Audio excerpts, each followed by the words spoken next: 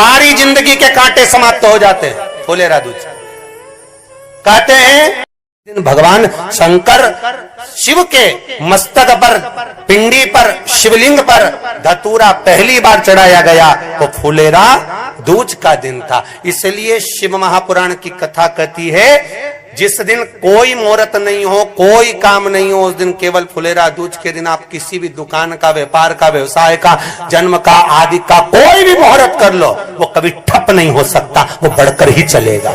सारी जिंदगी के कांटे निकल जाते हैं, सारी जिंदगी के कांटे समाप्त हो जाते हैं। फुलेरा दूज कहते हैं दुनिया में सब दिन का दान, सब दिन का पुण्य समाप्त हो सकता है, और फुलेरा दूज का दान, पुण्य, सत्कर्म, भजन, कीर्तन, नाम स्मरण समाप्त नहीं होता। चक्कर आ जाते हो, अचानक गिर जाते हो, हापड़ी भराने लगती हो थोड़ा सा चलने पर, श्वास फूल जाती हो ज्यादा चढ़ने पर, उनके लिए विशेष है कि धतूरे की जड़ को, धतूरे का जो फल होता है उसकी जड़ महाराज निकाल कर, धोकर, उसको घिस कर शंकर भगवान पर उसका लेपन कर दीजिए, थोड़ी सी जड़ शिव जी पर चढ़ा दीजिए। फुलेरा दूज के दिन उस जड़ को पानी चढ़ाकर वापिस लेकर आ जाइए।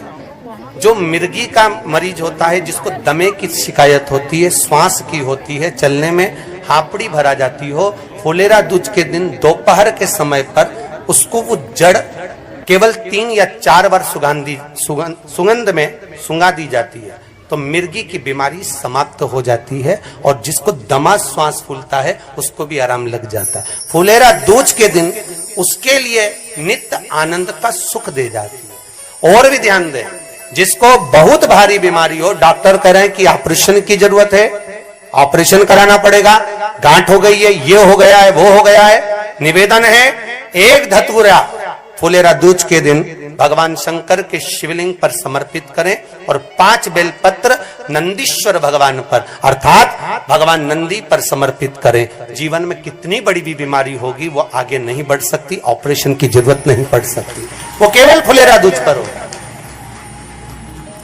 केवल फुलेरा दूज के दिन, उसके सिवाय नहीं। और वो 15 मार्च को है, मौका मिला है, आनंद से।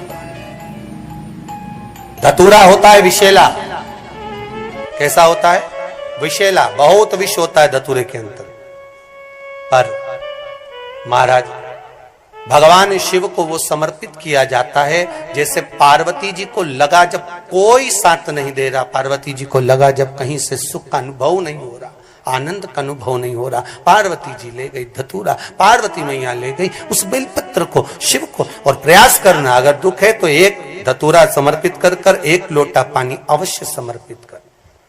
उनके लिए भी कहूंगा जिनको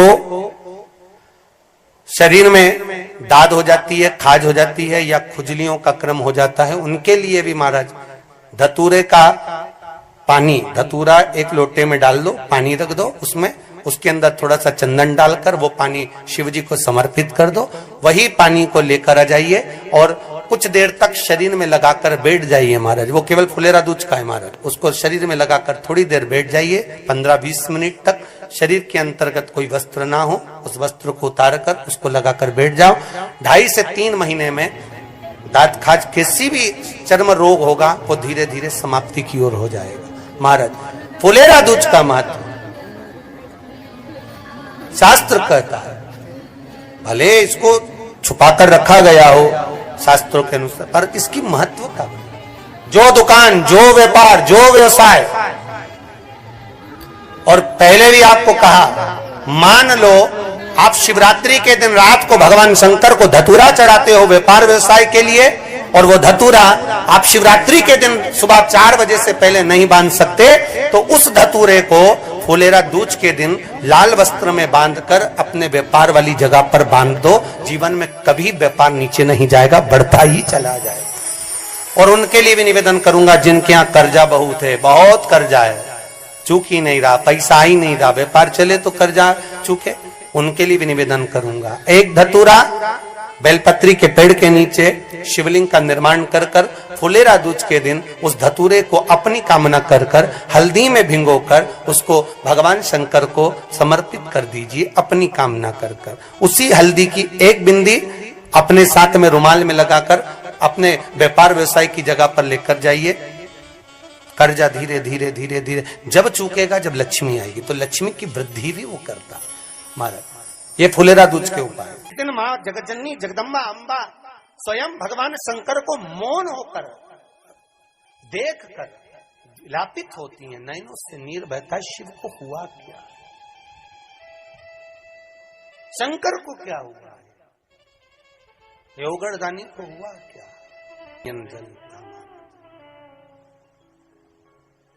मैं तो बैठी थी गंगा किनारे, मैं तो बैठी थी गंगा किनारे,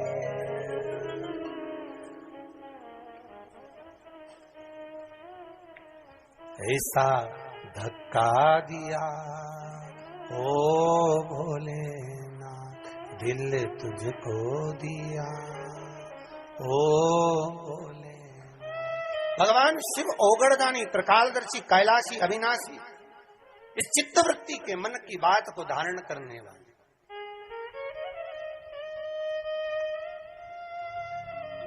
जिन लड़का और लड़की का विवाह नहीं हो रहा है, महाराज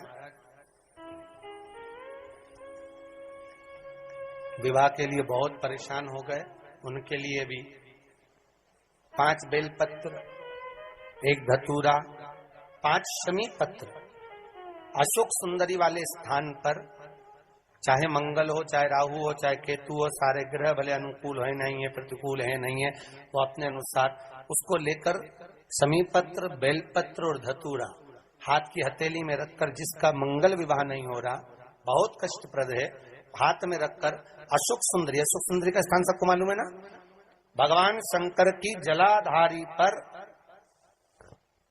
शिवलिंग, पार्वती जी का हस्त कमल, जहां से चरण जल नीचे जाता है, राइट भाग गणेश जी का स्थान, लेफ्ट भाग कार्तिकेय का स्थान।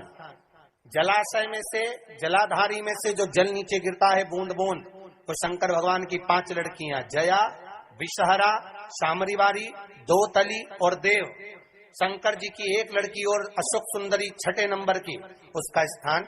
इन पानी जो जाता है उसके बीच में जो मोटी सी लाइन होती है, उस मोटी सी लाइन पर जो स्थान है वो अशोक सुंदरी का स्थान है।